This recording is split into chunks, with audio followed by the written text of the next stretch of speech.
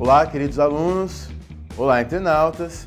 Dando prosseguimento ao nosso curso de Sociologia, nós falaremos hoje de um outro clássico da Sociologia. Na nossa última aula falamos do Comte, do positivismo. Hoje, dando seguimento, falamos do Durkheim, que você vê aqui você tem a data de vida dele, o período em que ele foi vivo. É um outro clássico da Sociologia que nos traz novos métodos, novas maneiras de enxergar a Sociologia e contribuições também na área da sua atuação. Então veja só, ele é considerado por muitos o responsável por consolidar o lugar da Sociologia como ciência, dando prosseguimento aos trabalhos do Comte, ele que também era francês, seria o responsável por trazer a Sociologia para o meio acadêmico, universitário.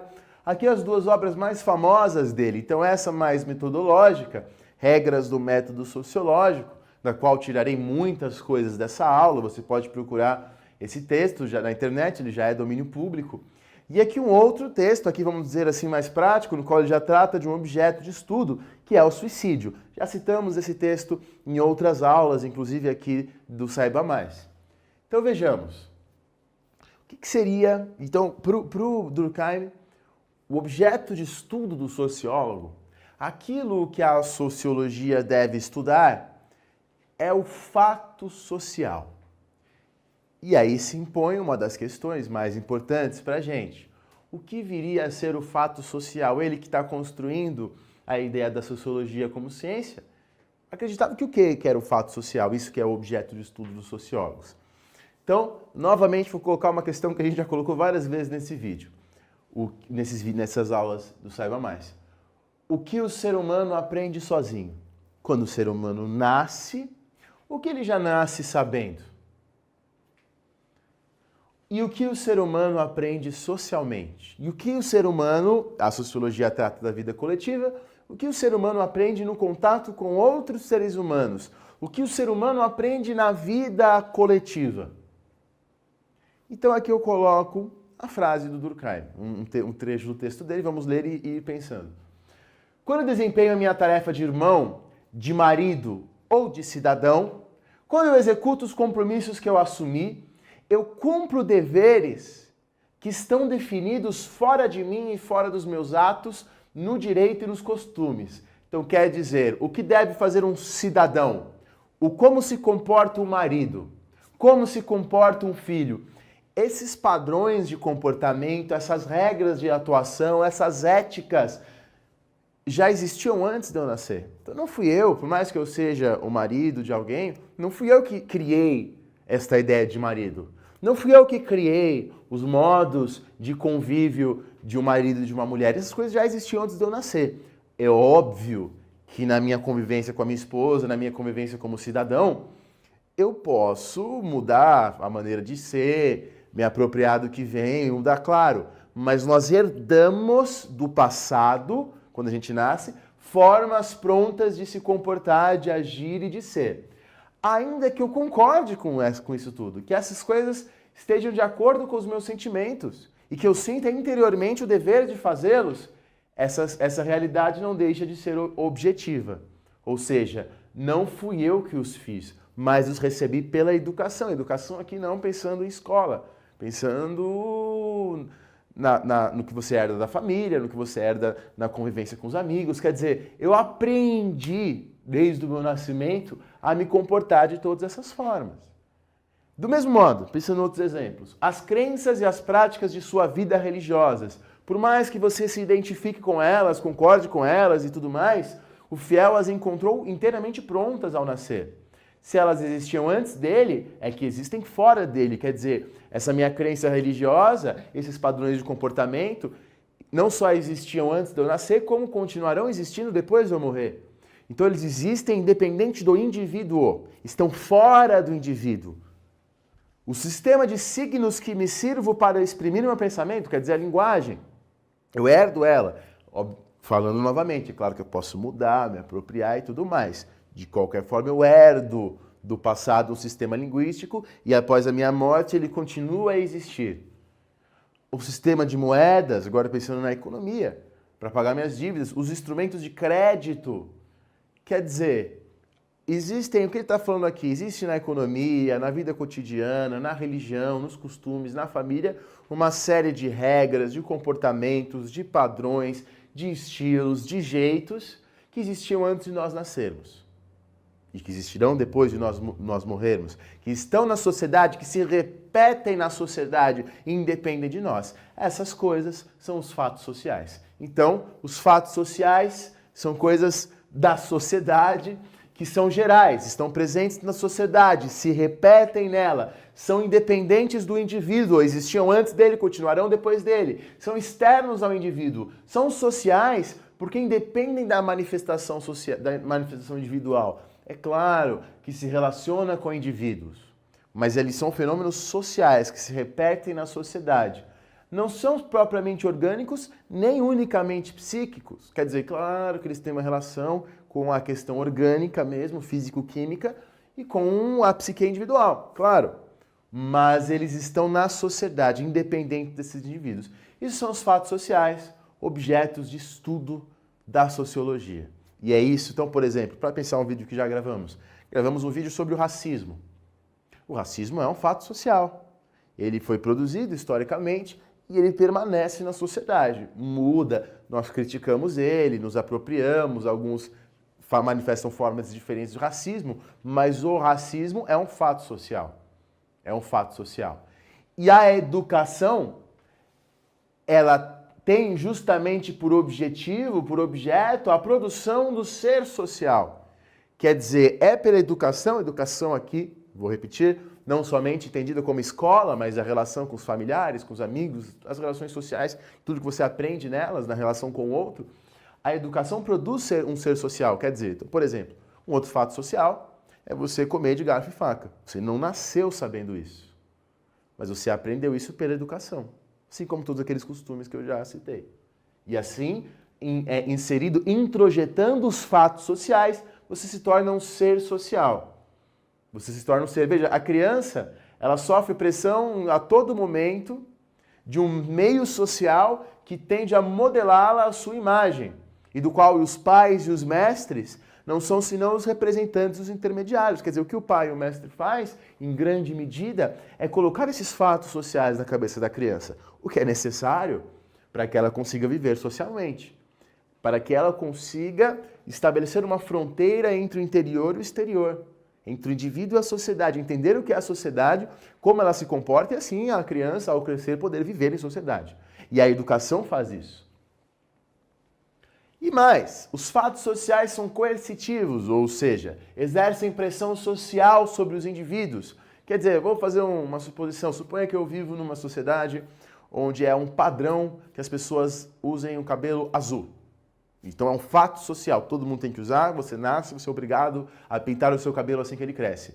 Nessa sociedade, se eu não sigo esse padrão, se eu não sigo esse modelo, eu sofro repressão. Às vezes pode ser uma repressão da lei, pode ter uma lei proibindo a gente de não ter o cabelo azul, ou pode ser uma repressão espontânea moral das pessoas ao meu redor. Pode não ter uma lei que proíbe, mas as pessoas podem dizer, nossa, que horror, seu cabelo azul, que feio. Então, quer dizer, o fato social, ele é coercitivo, ou seja, ele exerce uma pressão. E a existência dessa pressão prova que existe um fato social, que existe uma questão que a sociedade coloca e te pressiona para que você se modele. E aí nós dialogamos com esses fatos sociais.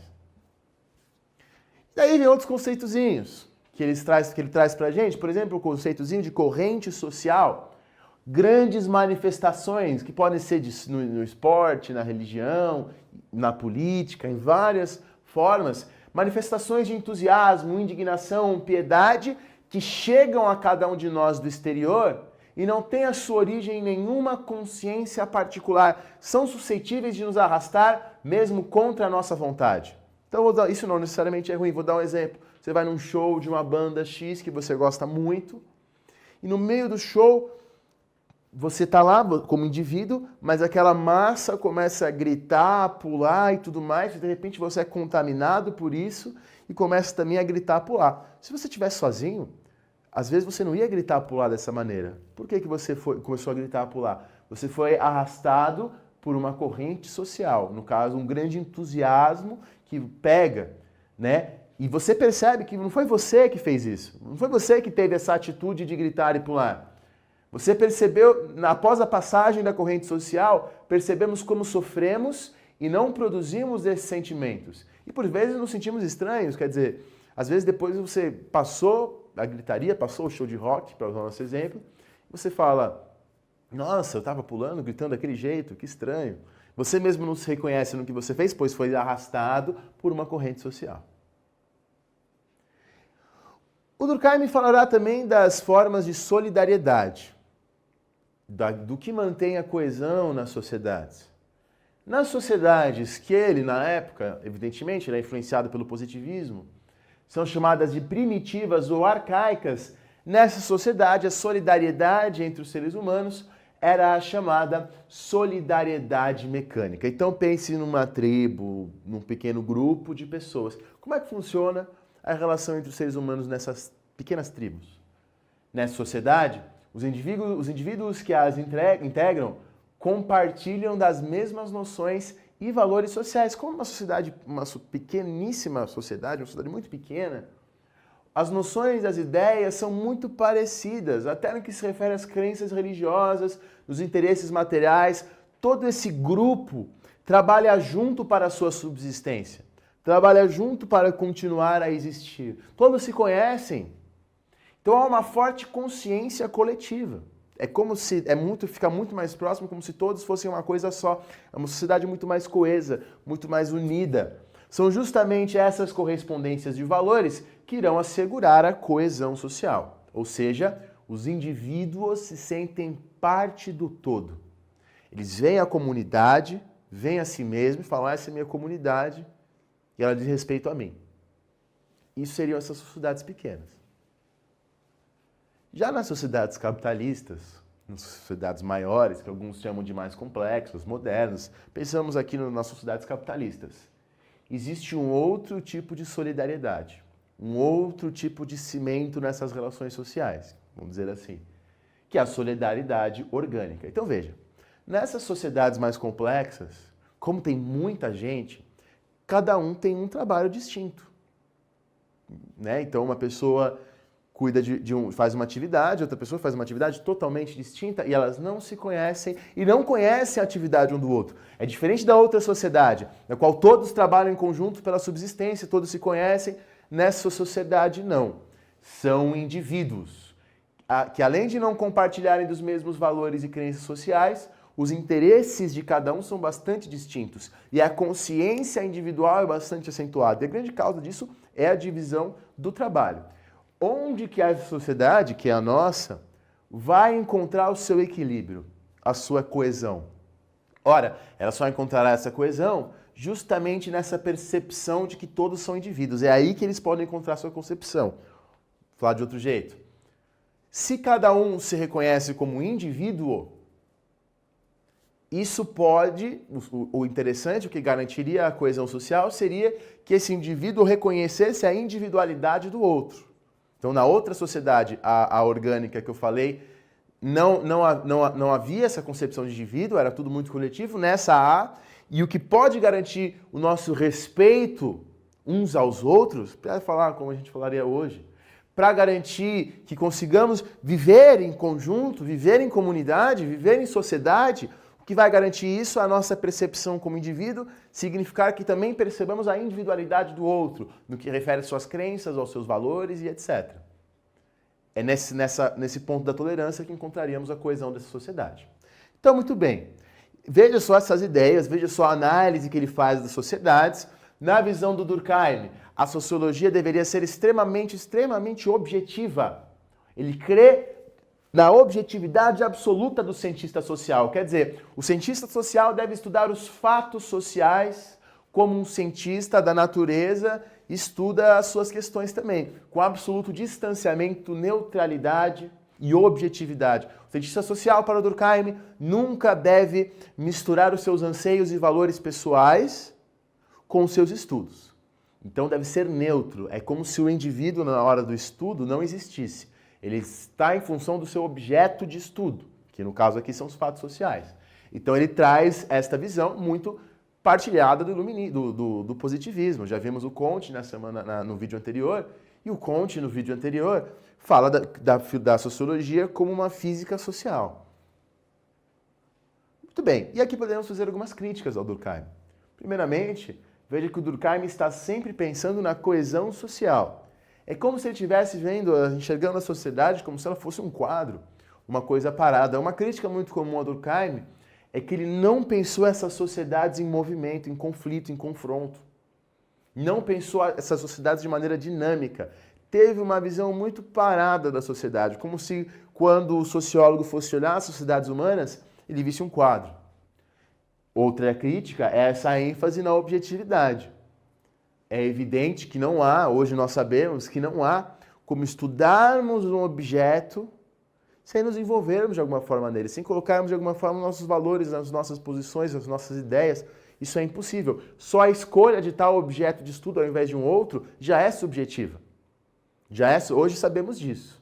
Então talvez a gente tenta encontrar um meio termo, né, hoje em dia. Então essa ênfase na objetividade é criticada.